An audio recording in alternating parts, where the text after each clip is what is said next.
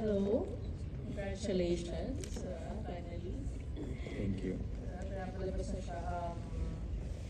So, I'm Simone from N01 Entertainment. Yeah. Hi, Simon. So my question is, for the two, for the two of you there, if ever you were born ng Momo, do you think you would have pursued kung ano yung career niyo right now?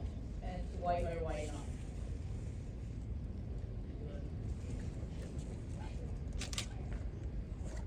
Kung man po ako ngayon,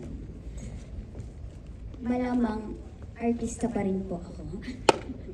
Hindi po mawawala siguro sa akin yung confidence ko kasi kung talent ko naman po itong pag-aarte, siguro po kahit may kapansanan naman ako, ay ipupursue ko pa rin kung anong gusto ko.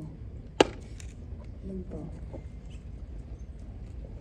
Ayun, ako naman, I think having, challenges when it comes to communicating is really not a problem anymore nowadays.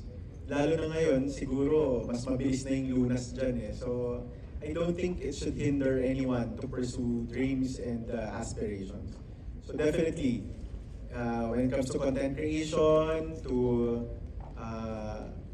filmmaking, I guess if you have cleft palate or air lip, it doesn't matter. Yun po. Thank you. Tama. Next po. Ayun, sa taas.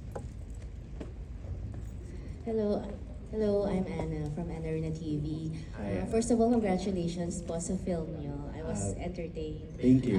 Sir Daryl, kayo rin po yung nagsulat ng pelikula, di ba? Yes. What was your motivation for this film? To be completely honest, ang aking motivasyon talaga dito ay number one, sweldo. Tapos, hindi, sa totoo lang, I was not about to do the film. Ang nagre-request talaga nito is yung apo ni Boss Vic, who really fell in love with ang babaeng walang pakiramdam. It was shown during pandemic. Tapos character ni Gerald doon si Momo. Parang ano lang siya, parang secondary character. Ang bida talaga doon was Kim Molina. Was the sickness na hindi siya nakakaramdam. Tapos, si Momo parang additional character lang yon. Then, I'll be completely honest. So, I went out of Viva to do another film, which is The Rapist of Pepsi Paloma. They said yes to it, and nagkagulo-gulo nga. So, di pa napapalabas siya hanggang ngayon. So, when I went back to Viva, I was asking for, they asked for a meeting, and they said maybe I can have another movie to be shown this year. Because my contract requires me at least one film a year, at least. So, tinanong ko sa kanila kung anong gusto nila. Siyempre, bilang nagpanik ako ng sakit ng ulo sa kanila, I gave them a little bit of a problem last year. So, when they said they requested for a movie that is ngongo, I naman, very swiftly I applied. Sabi ko, sige, wala namang problema. Pwede ko isulat. So after Boss Enzo, yung apo ni Boss Vic, sabi niya, sulat mo naman direct. So after a week, sabi ko, sige, try ko sulat. Ganyan, sa gitna ng demanda and all. Sabi ko, sige, sulat ko. Pagkasulat ko, ginaw naman nila after a day of reading the script. They said yes to it. Tinanong nila ako kung sino artistang gusto ko. So I handpicked these actors. I told them I also want to include real life players like Boss Jack Argota and Tata Daklan na may air lip din. So sabi ko I really wanted to do it with them. And then they gave it a green light and then they said, sige, show mo na. Tapos natapos kami mag-shoot niya ng November. Sabi nila gusto nila i-showing ng August. So I was doing things as I relax, yun nga lang. Sabi nila, show na natin ng June. So nagmadali din kaming i-edit and all. Super busy ni Gerald. Gerald, it's like parang mga 3 films this year. Yeah, tapos eto yung last na sinod niya. Ito pa yung first na iso-showing. So, ayun, nagkagulo-gulo kami. Okay naman, magulo naman yung pelikula itself. that's the story behind it.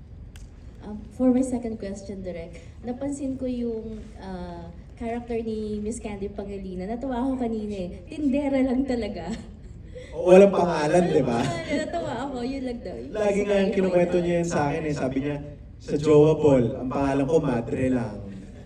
Sabi niya sa ang babae, ang pangalan ko Tindera lang din. Yung mga pelikula mo, sobrang one-day shooting lang ako, pero ako yung may pinakamalaking trailer views. Sabi niya, magbayad ka naman ng utang na loob, gawin mo naman ako ng solo ko, sabi niya. So, maybe knowing Ate Ken since 2019, yung my first movie with Viva, yung rapport kasi namin, if you're from the theater, I myself, I'm from the theater, Joplin from the theater, Kim, Gerald, Candy, Kai Cortez, Chad Kinis, all of us, meron kaming live performance background. So mabilis yung batuhan eh. Would you believe, yung iba doon very impromptu ni Ate Kenz tsaka ni Gerald. Nagbigay lang ako ng isang plain script. Direct, pwede ba to? Pwede ba to? Ganyan. Sabi ko, sige, kailangan ko lang ng ganito. Ng ganyan. So, luckily, I got a new member of the family, malupit to, na isa ring si Raulo. So, nakausap ko rin siya. It's all impromptu. Sobrang bilis. Lalo na kung napanood niyo yung ukay-ukay scene. Playground yun. Ano yun? Nagkita-kita kami alas 9, natapos yun ng siguro mga roughly 2 hours with different angles. Pero sila-sila lang yun, naglaro lang sila. Buti na lang aircon dun sa ukayan. Kaya, so, having Ate Kenz by my side, I don't think she'll mind na Tindera lang ang name niya. Tingnan natin sa mga susunod. I think, Ngongo naman is a franchise. I think there's another after this. I think it's Boracay. Nice. It's Boracay. So, Ngongo in Boracay. That's what I mean. Pero hinihingi ko yung New York sa New York sana kami, sa New York. Pero Boracay daw muna. So. Thank you, Direk. Thank you. And for our next question po, sino po yung last kanina? Ayan.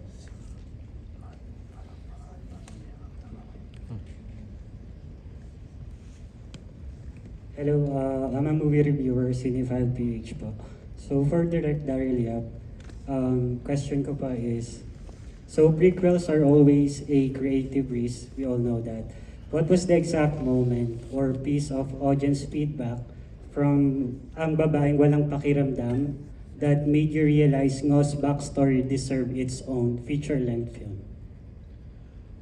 It's very basic for me. My background is really, I did theater and then content creation. So the pulse that I'm checking always is the content creation feedback or the social media as a platform. Not only in Facebook but in YouTube as well, in Threads and in Twitter, so in X. So primarily the gauge of determining whether or not to pursue a film that is based on the first one lies on the views. The Babaeng Walang Pakiramdam is the highest clicked in Viva Max during its time nung wala pang sex-sex sa Viva Max. Wala pang mga ant-nan. So ngayon, sabi ko, that itself is a big gauge na gusto ng tao. Yun yung parang pumalo yung subscription ng Viva Max during that time eh. Tapos, secondly, of course, the trailer itself garnered 300 million views on Facebook without boosting. No, hindi nagbayad ng Viva doon or anything. It's very organic with 300 million views nung Pork and Beans, nung Moemin. Sabi nila, parang maganda gawa natin ng solo movie. Sabi. But during that time, I was thinking of giving Gerald another solo movie which is Para Kang Papa Mo. Originally, it was for Gerald eh. Tapos nabigay kay Nico. So sabi ko, bawi na lang din ako kay Gerald. So, etong originally it was entitled Ngongo, but it was then revised to Love Ngo. So I guess the biggest motivation is really the 300 million views. And mind you, Ang Babaeng Walang Pakiramdam yun. But this time, Love Ngo is nearing like 150 million ngayon. Yes. So 150 million plus. So I guess mahal ng tao si Ngongo. No? So, ayun, yun ang naging gauge namin. Kaya tinuloy yung movie. Thank you po. Congrats po Thank sa you. film. Thank you. And for our next question po, sino po yung kanina?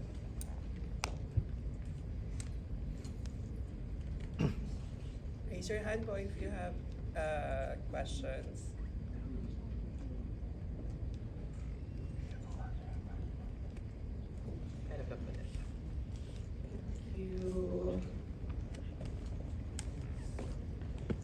Then June 3 po ang Love Mo sa mga sinihan. So kayo po yung mga unang nakapanood ng Love Mo. So this is a prequel ng Ang Babaeng Walang Pakiramdam. So if may mga questions po kayo about the film, about sa kay Gerald, just raise your hand.